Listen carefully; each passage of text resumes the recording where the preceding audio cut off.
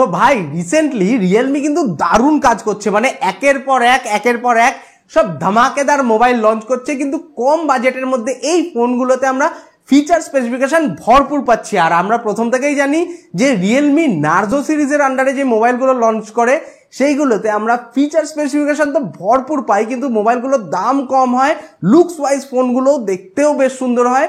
তো রিসেন্টলি বাজারে লঞ্চ করেছিল কিছুদিন আগে রিয়েলমি নার্জো 70 প্রো, সেইটা নিয়ে তো আমি ডিটেলসে ভিডিও বানিয়েছিলাম, তোমরা সবাই দেখেছো। তো এখন বাজারে লঞ্চ করলো রিয়েলমি নার্জো 70 5G মোবাইলটা, এবং এই ফোনটার দাম যথেষ্টই কম, কিন্তু এতে আমরা বেশ ভালো কোয়ালিটির ক্যামেরা পাচ্ছি, ভালো ডিসপ্লে থাকছে মোবাইলে, বেশ পাওয়ারফুল একটা চিপসেট পাচ্ছি আমরা এই ফোনে। তো এই ফোনে আমরা কি কি ফিচার স্পেসিফিকেশন পাচ্ছি, মোবাইলটার দাম কত, মোবাইলটা কেমন হবে তোমাদের জন্য, সেই সমস্ত ব্যাপারে বিস্তারিত জানতে হলে ভিডিওটা শেষ পর্যন্ত দেখো, অনেক কিছু জানতে পারবে তোমরা এই মোবাইলের ব্যাপারে। তো শুরু করা যাক আজকের ভিডিও। হ্যালো ফ্রেন্ডস, আমি আনন্দ আর তোমরা দেখছো লিমিটলেস আনন্দ চ্যানেল। যারা এখনো পর্যন্ত এই চ্যানেলটাকে সাবস্ক্রাইব করোনি, কি করছো ভাই, ঝটপট সাবস্ক্রাইব করে দাও। তো আমরা সোজা চলে আসি এই ফোনের লুকসের দিকে। লুকস ওয়াইজ ফোনটা দেখতে বেশ সুন্দর করা হয়েছে, বেশ প্রিমিয়াম করা হয়েছে। মোবাইলের লুকসটা তোমাদের কেমন লাগছে অতি অবশ্যই আমাকে কমেন্ট করে জানিও। এই ফোনে আমরা IP54 স্প্ল্যাশ প্রুফ ডিজাইন পাচ্ছি। এই মোবাইলের ওজন হচ্ছে 188 গ্রাম এবং এর থিকনেস হচ্ছে মাত্র 7.97 মিলিমিটার, মানে ফোনটা যথেষ্টই হালকা এবং যথেষ্টই পাতলা মোবাইল।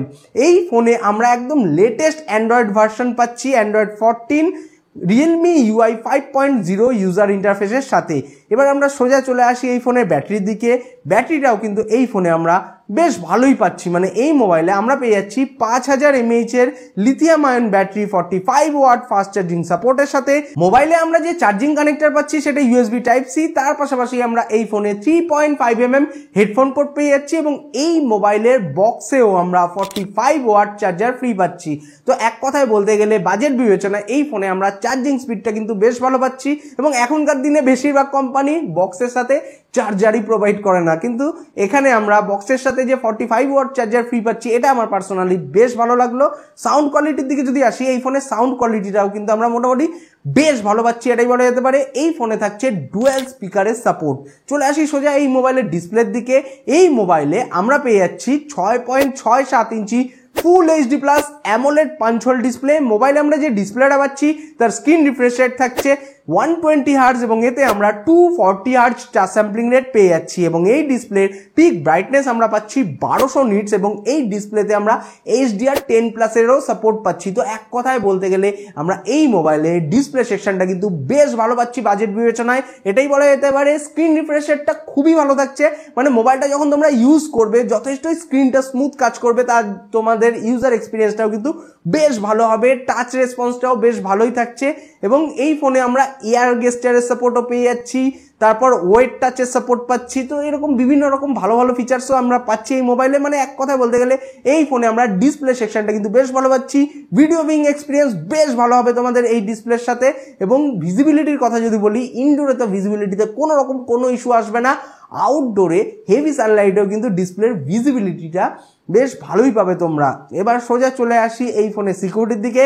সিকিউরিটির দিক থেকে দেখতে গেলে এই মোবাইলে আমরা পেয়ে যাচ্ছি ইন ডিসপ্লে ফিঙ্গারপ্রিন্ট সেন্সার এবং ফেস আনলকের ফেসিলিটি। মোবাইলটা আপাতত দুটো কালার ভেরিয়েশনে লঞ্চ করেছে, আইস ব্লু এবং ফরেস্ট গ্রিন। কোন কালার ভেরিয়েশনটা তোমাদের বেশি ভালো লাগছে অতি অবশ্যই আমাকে কমেন্ট করে জানিও। আমার এখানে পার্সোনালি ফরেস্ট গ্রিন কালারটা বেশি ভালো লাগছে। এবার আমরা সোজা চলে আসি এই ফোনের ক্যামেরার দিকে, জেনে নিই এই মোবাইলে আমরা ক্যামেরা কেমন পাচ্ছি। তো এই মোবাইলের রিয়ার সাইডে আমরা পেয়ে যাচ্ছি 50 মেগাপিক্সেলের ডুয়েল ক্যামেরা।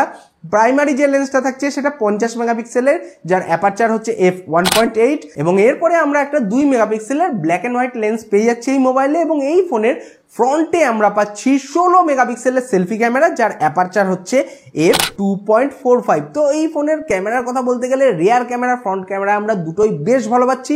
জাস্ট একটা জিনিসই খামতি থেকে যাচ্ছে, যে OIS এর সাপোর্ট যদি থাকতো রিয়ার ক্যামেরায় তাহলে হয়তো আরো বেশি অ্যাট্রাকটিভ হতে পারতো এই মোবাইলটা। অবশ্যই এই মোবাইলের মাধ্যমে তোমরা ছবি বা ভিডিও কিন্তু বেশ ভালো কোয়ালিটির তুলতে পারবে, জাস্ট অপটিক্যাল ইমেজ স্টেবিলাইজেশনের সাপোর্টটা নেই, সেটা আমার ভালো লাগলো না। তোমাদের কি মত এই ব্যাপারে অতি অবশ্যই আমাকে কমেন্ট করে জানিও। এই মোবাইল মোবাইলের রিয়ার ক্যামেরার মাধ্যমে 4K তে ভিডিও শুট করা যাবে 30 ফ্রেম পার সেকেন্ডে এবং এই ফোনের ফ্রন্ট ক্যামেরার মাধ্যমে আমরা ফুল এইচডিতে ভিডিও শুট করতে পারবো 30 ফ্রেম পার সেকেন্ডে। এবার আমরা সোজা চলে আসি এই ফোনের কানেক্টিভিটির দিকে। কানেক্টিভিটির দিক থেকে দেখতে গেলে এই মোবাইলে আমরা পেয়ে যাচ্ছি 5G wifi 6E dual band, Bluetooth 5.2 আর ডুয়েল 4G ভোল্টি। এবার আমরা জেনে নিই এই মোবাইলে আমরা পারফরমেন্স কেমন পাবো, মানে এতে আমরা প্রসেসর কি পাচ্ছি। তো এই ফোনে আমরা পেয়ে যাচ্ছি মিডিয়াটেক ডায়মেনসিটি 7050 প্রসেসর। এটা একটা 6nm অক্টাকোর প্রসেসর যার ম্যাক্সিমাম ক্লক স্পিড হচ্ছে 2.6 GHz এবং এতে আমরা মালি G68 MC4 GPU পাচ্ছি। তো এই মোবাইলের পারফরমেন্সের কথা বলতে গেলে এই ফোনের মাধ্যমে তোমরা বেশ ভালো গেম খেলতে পারবে, মাল্টিটাস্কিং করতে পারবে, মিড রেঞ্জের গেমগুলো খেলতে কোনো রকম কোনোই তোমাদের অসুবিধা হবে না এবং মোটামুটি ভালো গেমিংও করতে পারবে এই মোবাইলের মাধ্যমে, মাল্টিটাস্কিংও ঠিকঠাকই করতে পারবে। একদম হাই এন্ডের কোনো কাজ করতে গেলে বা হাই গ্রাফিক্সের কোনো কাজ করতে গেলে তখন একটু আধটু তোমাদের সমস্যা হতে পারে। বাকি বাজেট বিবেচনায় এই ফোনের পারফরমেন্সটা কিন্তু আমরা বেশ ভালো পাবো এবং বেশিক্ষণ এই ফোনটাকে ইউজ করার ফলে বা মোবাইলটায় বেশি গেম খেলার ফলে মোবাইলটা যদি বেশি হিট হয়ে যায় তো সেটাকে ঠান্ডা করার জন্য এই ফোনে আমরা ভিসি কুলিং সিস্টেম পেয়ে যাচ্ছি, যার ফলে মোবাইলের টেম্পারেচারটাও কিন্তু যথেষ্টই কন্ট্রোলে থাকবে। এবার আমরা সোজা চলে আসি ফোনের ইন্টারনাল স্টোরেজ এবং র্যামের ভেরিয়েন্টের দিকে। এই মোবাইলটা আপাতত দুটো স্টোরেজ এবং র্যামের ভেরিয়েন্টের সাথে লঞ্চ করেছে। এতে আমরা পাচ্ছি 6GB RAM 128GB internal storage এবং 8GB RAM 128GB internal storage. এই ফোনে যে র্যামের টেকনোলজিটা ইউজ করা হয়েছে সেটা LPDDR5 এবং এতে আমরা UFS 3.1 স্টোরেজ টাইপ পাচ্ছি, মানে এতে আমরা র্যাম এবং স্টোরেজ টাইপ দুটোই যথেষ্টই ফাস্ট পাচ্ছি। মানে এক কথায় বলতে গেলে কিন্তু পারফরমেন্স ওয়াইজ এই ফোনের পারফরমেন্স কিন্তু আমরা বেশ ভালো পাচ্ছি। এই ফোনে আমরা হাইব্রিড সিম কার্ড স্লট পাচ্ছি, মানে একসঙ্গে হয় দুটো সিম বা একটা সিম আর একটা মেমোরি কার্ড তোমরা এই ফোনে সেট করতে পারবে। এবার আমরা সোজা চলে আসি এই ফোনের দামের দিকে। তো এই মোবাইলের 6GB RAM 128GB internal storage ভেরিয়েন্টের ভারতের বাজারে অফিসিয়াল বাজার মূল্য হচ্ছে মাত্র 14,999 ভারতীয় টাকার মতো, যেটা বাংলাদেশি টাকায় কনভার্ট করলে মোটামুটি মোবাইলটার দাম এসে দাঁড়াচ্ছে ওই 17 থেকে 18,000 বাংলাদেশি টাকার কাছাকাছি।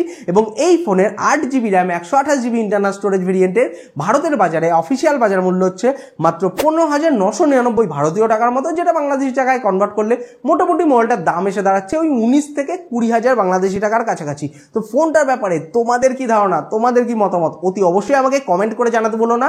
আর হ্যাঁ, রিয়েলমি নার্জো সিরিজেরই আরেকটা নতুন মোবাইল কিন্তু বাজারে লঞ্চ করে গেছে। ওই মোবাইলটার নাম হচ্ছে রিয়েলমি নার্জো 70X 5G। তো ওই ফোনের ব্যাপারে যদি তোমরা বিস্তারিত জানতে চাও এই ভিডিও ডেসক্রিপশন চেক করতে পারো বা চ্যানেলেও ভিজিট করতে পারো বা এন্ড স্ক্রিনেও ভিডিওটা পেয়ে যেতে পারো। তো ভিডিওটা চেক করে নিও। ওই ফোনটার দাম এই ফোনের থেকেও কম, কিন্তু ওতে আমরা ফিচার স্পেসিফিকেশন কিন্তু বেশ ভালোই পেয়েছি। লুকস ওয়াইজ দুটো ফোন বেশ কাছাকাছি দেখতে। তো ওই ফোনের ভিডিওটা কিন্তু অতি অবশ্যই দেখো। আজকের ভিডিও এই পর্যন্তই। ভিডিওটা ভালো লেগে থাকলে ভিডিওটাকে লাইক করো, নিজের বন্ধুদের সঙ্গে শেয়ার করো। পরবর্তী ভিডিওতে আবার দেখা হবে। বাই, সবাই ভালো থাকবে, সুস্থ থাকবে।